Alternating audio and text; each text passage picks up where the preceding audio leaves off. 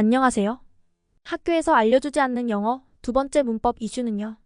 셀 수 없는 명사에 부정관사어를 붙이는 경우를 살펴봅니다. 이슈 1 영상에서 부정관사어는 셀 수 있는 물건이 한 개라는 표시로 사용한다고 말했습니다. 그런데 페이퍼는 셀 수 없는 물건이라고 했던 영어 원어민들이 페이퍼라는 표현을 사용해요.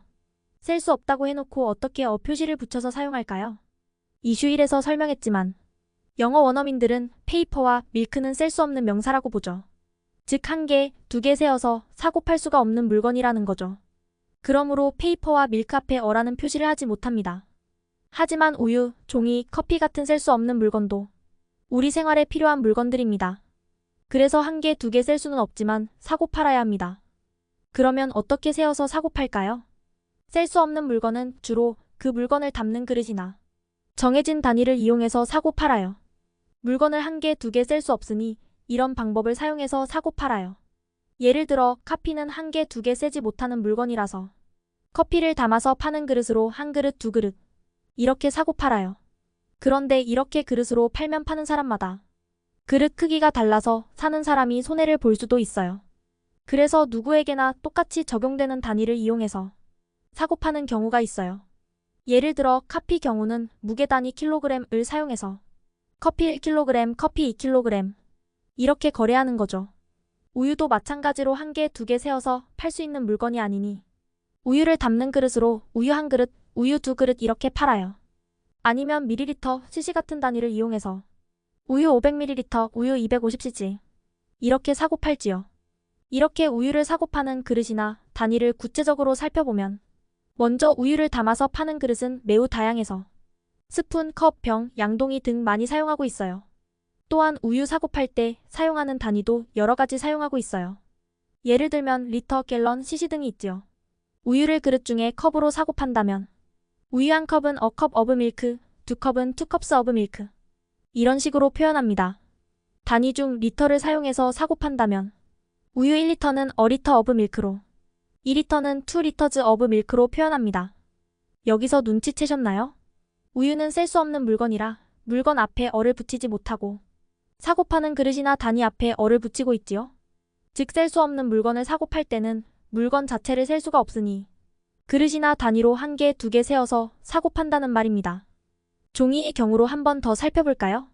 종이는 파는 사람이 사고 팔기 좋게 잘라서 파는 물건이죠. 그래서 파는 사람마다 파는 종이 크기나 모양이 다를 수 있어서 정해진 한 개의 모양이 없는 셀 수 없는 물건이죠. 그래서 종이를 사고 팔 때는 종이를 세지 못하고 시트나 피스 같은 단어를 사용해서 세어서 팔아요. 그리고 단위로 사고 팔 때는요. 킬로그램이나 파운드 같은 단위를 사용해서 종이를 사고 팔기도 해요. 파는 사람이 맘대로 자른 종이는 시트나 피스 같은 단어를 사용해서 사고 파는데 종이 한 장은 a piece of paper 또는 a sheet of paper이라고 표현해요. 종이 두 장은 two pieces of paper 이렇게 표현해야 합니다. 왜냐하면 페이퍼에 직접 어나 투를 붙이지 못하기 때문입니다. 만약에 파운드 같은 단위를 사용해서 거래한다면 종이 1파운드는 a pound of paper, 종이 2파운드는 2 pounds of paper 이렇게 표현합니다. 여기서도 우유와 마찬가지로 종이도 물건 앞에 어를 두지 못하고 시트나 피스, 파운드 앞에 어를 두고 있어요. 종이는 한 개, 두 개를 셀 수 없는 물건이라서 시트나 피스 같은 단어나 킬로그램 같은 단위로 한 개, 두 개 세어서 사고 팔 수밖에 없기 때문입니다. 그런데 우리는 페이퍼라고 사용하는 표현을 자주 봅니다. 분명히 종이는 한 개, 두 개 셀 수 없는 물건이라 한 개라는 표현인 어를 붙일 수가 없다고 알고 있는데요. 사실은 페이퍼의 페이퍼는 종이라는 뜻이 아니라 신문이라는 뜻으로 사용되고 있어요. 다시 말해서 원래 뜻인 종이 의미가 사라지고 다른 물건 이름 신문으로 바뀐 것입니다. 종이인 페이퍼는 셀 수 없지만 신문이라는 뜻의 페이퍼는 한 개, 두 개 셀 수 있다고 영어 원어민들이 생각한다는 거죠. 그래서 페이퍼가 종이로 사용되면 셀 수 없어 a sheet of paper, two pieces of paper 이렇게 표현하고 신문 의미로 사용되면 셀 수 있는 물건으로 봐서 물건 페이퍼 앞에 어를 붙여서 표현할 수가 있다는 거죠. 그래서 신문 하나는 a paper, 신문 두 개는 two papers, 10개는 10 papers 이런 식으로 표현이 가능하다는 거죠. 그럼 밀크를 한번 살펴볼까요? 사진에서 보다시피 셀 수 없는 우유가 여러 가지 모양의 우유 제품으로 바뀌었지요. 신문처럼 제품인 우유 제품으로 바뀌었는데 셀 수 있을까요? 아닙니다. 우유 제품이지만 밀크의 의미가 바뀌었나요?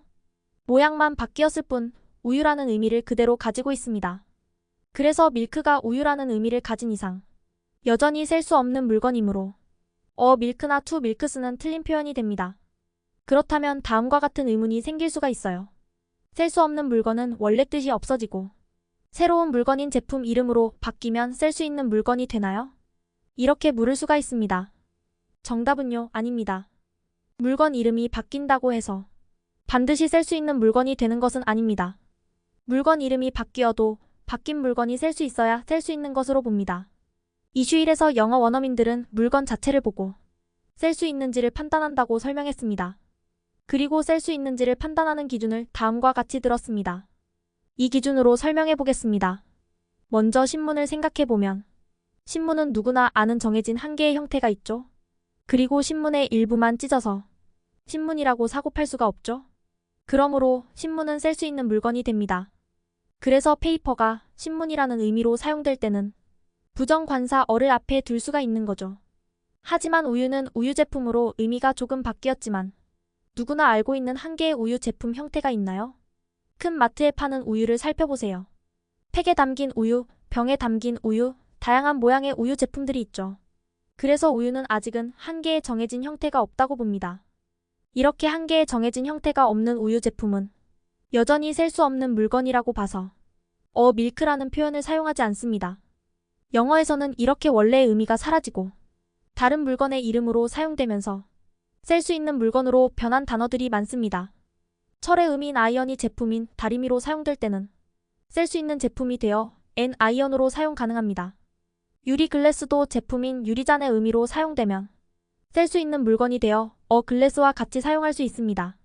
금속 중 구리 카퍼도 동전 의미로 사용되는 경우는 셀 수 있는 물건이 되어서 쿠퍼, 투 쿠퍼즈 이렇게 사용이 가능합니다. 정리를 하자면 셀 수 없는 물건이 본래 의미가 아니라 다른 물건 이름으로 사용되고 그 물건이 셀 수 있다고 판단되면 원래 셀 수 없는 명사였지만 앞에 부정관사 어를 사용해 한 개의 의미를 표시할 수 있다는 겁니다. 그래서 신문이라는 뜻으로 바뀐 페이퍼는 신문이 셀 수 있는 제품이므로 페이퍼로 표현이 가능하고 반면에 우유 제품이라는 의미인 밀크는 여전히 셀 수 없는 물건이라 밀크는 사용하지 않는 표현이라는 겁니다. 그런데 요즘은 카피를 주문할 때는 카피, 투 코피즈 같이 표현하는 경우도 있더군요. 카피는 셀 수 없는 물건이라 컵 오브 카피 또는 투 컵스 오브 카피로 표현해야 하죠. 그런데 요즘 사람들은 카피는 셀 수 없는 물건이지만 커피로 만든 제품은 셀 수 있다는 생각을 해서 이렇게 표현하더군요. 커피 제품이 셀 수 있다고 바뀐 이유가 우유 제품과 달리 커피 제품은 누구나 인정하는 한 개의 정해진 모양이 생겼다고 보는 거죠. 간단하게 생각해서 테이크아웃 할 때 커피는 첫 번째 사진과 비슷하죠. 그리고 카페 안에서 먹을 때 커피는 두 번째 사진이랑 비슷합니다. 그래서 영어 원어민들은 이제 커피는 테이크아웃용 커피 모양과 아닌 경우에 커피 모양이 각각 정해져 있다고 생각하는 거죠.